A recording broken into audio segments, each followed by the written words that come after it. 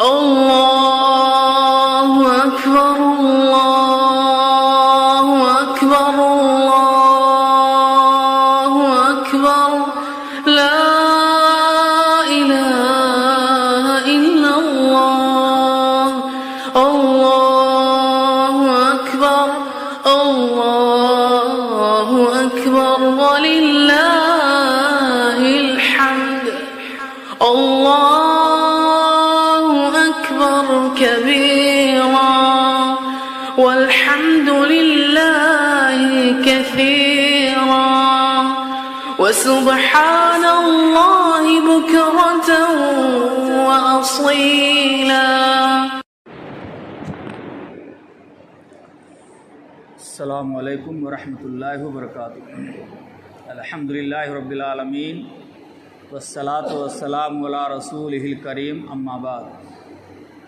اعوذ باللہ من الشیطان الرجیم. بسم اللہ الرحمن الرحیم. والفجر ولیال عشر. محترم جملہ مسلیان، میں نے آپ کے سامنے سورہ فجر کی آیت نمبر 1 اور 2 تلاوت کی. آج کے مختصر درس میں عشر ذی الحجہ کے فضائل پر روشنی ڈالنے کی کوشش کروں گا. محترم بھائیو، دوستو، بزرگوں، یہ مہینہ ذی الحجہ کا مہینہ ہے. یہ عربی سال کا آخری مہینہ ہے. ذی الحجہ کے ابتدائی 10 دن یعنی پہلا عشرہ، یہ بہت ہی عظمت اور اہمیت والا عشرہ ہے. اللہ رب العالمین نے سورہ فجر میں قسم کھائی ہے. والفجر ولیال عشر. قسم ہے فجر کی اور 10 راتوں کی. علامہ ابن کثیر رحمہ اللہ نے تفسیر ابن کثیر میں لکھا ہے کہ لیال عشر سے مراد اکثر مفسرین کے نزدیک ذی الحجہ کے ابتدائی 10 دن ہیں. اور اللہ نے قسم کھائی ہے تو اللہ کا قسم کھانا یہ اس بات کو ظاہر کرتا ہے کہ اللہ تعالیٰ ان ایام کی اہمیت کو، عظمت کو بتلانا چاہتا ہے. چنانچہ سے تعلق سے جب ہم حدیث کی ورق گردانی کرتے ہیں تو صحیح بخاری کی ایک حدیث ہمیں عبداللہ بن عباس رضی اللہ عنہما سے ملتی ہے. وہ کہتے ہیں کہ اللہ کے رسول صلی اللہ علیہ وسلم نے ارشاد فرمایا: ما من ایام العمل الصالح فیہن احب الی اللہ عز وجل من هذه الايام العشر. قالوا یا رسول اللہ ولا الجہاد فی سبیل اللہ؟ فقال رسول اللہ صلی اللہ علیہ وسلم ولا الجہاد فی سبیل اللہ الا رجل خرج بنفسه وماله لم یرج من ذلک بشیء. یہ صحیح بخاری کی حدیث ہے. اس حدیث میں پیارے نبی صلی اللہ علیہ وسلم نے ارشاد فرمایا کہ تمام دنوں کے مقابل میں ذی الحجہ کے ابتدائی 10 دن یہ اللہ تعالیٰ کو بہت ہی محبوب ہیں، اور ان 10 دنوں کے اندر کیے گئے اعمال اللہ تبارک تعالیٰ کو بہت پسند ہے. صحابہ کرام نے پوچھا: اللہ کے رسول، کیا اللہ کے راستے میں جہاد کرنے سے بھی زیادہ افضل عمل ہے یہ؟ آپ نے فرمایا کہ جی ہاں، اللہ یہ کہ کوئی آدمی مجاہد کی حیثیت سے جان و مال کے ساتھ جائے اور شہید ہو جائے، واپس نہ آئے، اس مجاہد کا مقام کچھ اور ہے. تو اس حدیث کی روشنی میں معلوم ہوا کہ ان ایام کی بڑی اہمیت ہے. اور ان ایام کی اہمیت اور عظمت کیوں ہے؟ حافظ ابن حجر اسقلانی رحمہ اللہ نے فتح الباری میں لکھا ہے کہ ان 10 دنوں کی اہمیت اور عظمت اس لیے ہے کہ ان 10 دنوں کے اندر کئی عبادتیں اکٹھا ہو جاتی ہیں.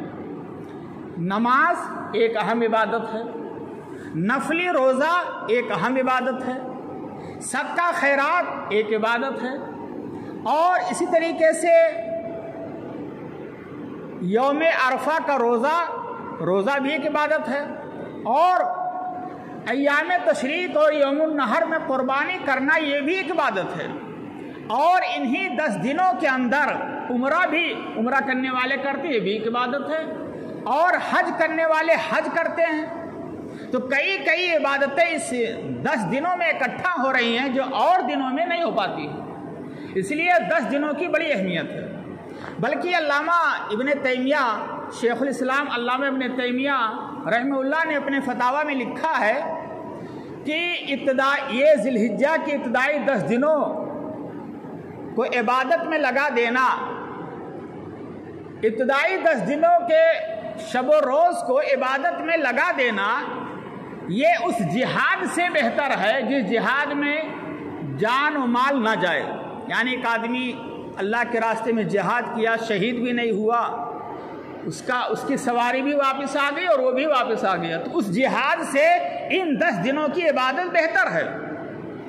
آپ اس سے اندازہ لگائیے کہ ان ایام کی کتنی اہمیت ہے۔ اور علامہ ابن قیم رحمہ اللہ نے لکھا ہے کہ ان دنوں میں، عشر ذی الحجہ کے دنوں میں عبادت کرنا یہ افضل ہے رمضان کے آخری عشرے کی عبادت سے، رات کی عبادت سے نہیں۔ رمضان کا جو آخری عشرہ ہے ان میں جو دن ہیں، رمضان کی آخری عشرے کے دنوں کی عبادت سے ان 10 دنوں کی عبادت زیادہ افضل ہے۔ اور وجہ بتلائی ہے کہ اس میں یوم عرفہ ہے، دن میں روزہ رکھا جاتا ہے، اور دن میں حاجی عرفات میں ہوتے ہیں، اسی میں آدمی نفلی روزہ بھی رکھتا ہے اور قربانی بھی دن میں کرتا ہے عام طور پر، اور دیگر عبادتیں بھی ہوتی ہیں۔ چنانچہ ہمیں اور آپ کو کیا کرنا ہے؟ ایک تو یہ ہے کہ نفلی نمازوں کا اہتمام کریں، نفلی نمازوں کا اہتمام کریں، اور اہل حدیثوں کے یہاں اس پر عمل نہیں ہو رہا ہے۔ آپ فرائض پڑھتے ہیں، سنن پڑھتے ہیں اپنے گھروں میں، جہاں آپ کو موقع ملے نفل نمازوں کا اہتمام کیجیے۔ ربیعہ بن کعب اسلمی رضی اللہ عنہ ایک صحابی رسول ہیں، ابو داؤد کی صحیح روایت ہے، اللہ کے رسول صلی اللہ علیہ وسلم کے ساتھ سفر و حضر میں رہا کرتے تھے۔ پیارے نبی صلی اللہ علیہ وسلم نے باتوں بات میں پوچھا، کہا کہ کچھ مانگنا ہو تو مانگ لو، سوال کرنا ہو تو سوال کرو۔ تو کہا کہ اللہ کے رسول بس ایک ہی سوال ہے، ایک ہی فکر ہے۔ کہا کیا؟ کہا دنیا میں آپ کے ساتھ رہتا ہوں، آپ کی رفاقت صحبت حاصل ہے، مرنے کے بعد آپ کے لیے مقام محمود ہے، ہمارے لیے پتہ نہیں کہاں جائیں ہم، اس لیے آپ کی رفاقت چاہتا ہوں جنت میں، بس یہی فکر ہے ہماری۔ کتنی اچھی سوچ ہے میرے بھائیو۔ اللہ کے رسول نے نسخہ بتلایا، نسخے کیمیا، جس کو ہم اور آپ کہہ سکتے ہیں نسخے نبوی۔ کہا فَإِنِّي عَلَىٰ نَفْسِكَ بِكَثْرَةِ السُّجُودِ، اپنے نفسوں پر کثرت سجود سے میری مدد کرو، یعنی کثرت سے سجدہ کرو۔ سجدہ کب ہوگا زیادہ؟ جب نفل نمازیں پڑھیں گے۔ مراد یہ ہے کہ کثرت سے نفل نمازیں پڑھا کرو۔ تو ہمیں ان ایام میں کثرت سے نفل نمازیں پڑھنا ہے، اور روزہ رکھنا ہے۔ 9 دنوں کا روزہ رکھیے، اللہ کے رسول رکھا کرتے تھے۔ 9 دنوں کا روزہ، یوم عاشورہ کا روزہ، اور ایام 20 عربی مہینے کی 13، 14، 15 تاریخ کو روزہ رکھا کرتے تھے۔ روزہ کی حالت میں آپ گناہوں سے بچے رہیں گے اور اللہ کے یہاں اعمال آپ کے قبول ہوں گے۔ صحیح مسلم کی حدیث ہے کہ جو شخص اللہ کی راہ میں ایک روزہ رکھتا ہے، اللہ تعالیٰ اس کے چہرے کو جہنم سے 70 سال کی مسافت تک دور کر دیتا۔ اللہ کتنا؟ اللہ کے راستے میں، صحیح مسلم کی حدیث ہے، اللہ کے راستے میں ایک دن روزہ رکھنا، اللہ تعالیٰ روزہ رکھنے والے کے چہرے کو جہنم سے 70 سال کی مسافت تک دور کر دے گا۔ تو اس سے ہمیں نفلی روزے کی اہمیت کا پتہ چلتا ہے۔ صدقہ خیرات بھی اس میں کرنا چاہیے، اور دنوں کے بنسبت صدقہ خیرات کا زیادہ ثواب ملے گا۔ دلیل یہ ہے، صحیح مسلم کی حدیث ہے، اللہ کے رسول صلی اللہ علیہ وسلم نے ارشاد فرمایا ما نقص صدقۃ من مال، کہ صدقہ یہ مال کو کم نہیں کرتا ہے، صدقہ خیرات کرنے سے مال میں بڑھوتری ہوتی ہے، اضافہ ہوتا ہے، مال پاک ہوتا ہے۔ اسی طریقے سے ہمیں ان ایام میں کثرت سے تکبیر کہنا چاہیے، اللہ کی تسبیح، تحلیل، تکبیر، سبحان اللہ، الحمدللہ، اللہ اکبر، اور لا الہ الا اللہ، اور اس طریقے سے جو تکبیر اس میں مسنون ہے اللہ اکبر لا الہ الا اللہ واللہ اکبر اللہ اکبر وللہ الحمد۔ یہ چاند دیکھنے سے لے کر کے 13 ذی الحجہ کی شام تک یہ مسنون ہے، لیکن بہت افسوس کی بات ہے کہ ہم کئی دن گزار چکے ہیں، فرض نمازوں کے بعد بھی ہم تسبیح نہیں پڑھتے ہیں، تکبیر یہ سب، اور اوقات میں بھی نہیں پڑھتے، ہماری زبانیں گونگی ہیں، ہم خاموش ہیں، یا تو اہمیت نہیں معلوم ہے یا تو کسی ہم دوسری دنیا میں کھوئے ہوئے ہیں۔ یہ ایام بہت قیمتی ہے میرے بھائیوں۔ صحیح مسلم کی حدیث ہے، حضرت عبداللہ بن عمر رضی اللہ عنہ اور حضرت ابو ہریرہ رضی اللہ عنہ، یہ دونوں صحابی تکبیر زور زور سے کہا کرتے تھے اور بازار جایا کرتے تھے زور زور سے تکبیر کہتے ہوئے۔ دونوں صحابی کی تکبیر کو سن کر کے عام لوگ بھی تکبیر کہا کرتے تھے۔ اس لیے ہمیں فرض نمازوں کے بعد بھی اور ویسے بھی آپ کو جب بھی ملے موقع آپ تسبیح پڑھتے رہیے۔ اور حدیث میں آتا ہے الحمدللہ یہ ترازو کو اجر و ثواب سے بھر دیتا ہے، اور سبحان اللہ الحمدللہ یہ آسمان و زمین کے خلا کو اجر و ثواب سے بھر دیتے ہیں، یعنی اتنا زیادہ ثواب ہے۔ اور اللہ کے رسول صلی اللہ علیہ وسلم نے یہ بھی فرمایا ہے کہ 4 کلمات اللہ کو بہت ہی محبوب اور پسند ہیں، سبحان اللہ والحمدللہ واللہ اکبر لا الہ الا اللہ۔ اب ان میں سے جس سے بھی ابتدا کریں آپ کو اختیار ہے۔ اسی طریقے سے 2 کلمے اللہ کو بہت پسند ہیں، سبحان اللہ بحمدہ سبحان اللہ العظیم۔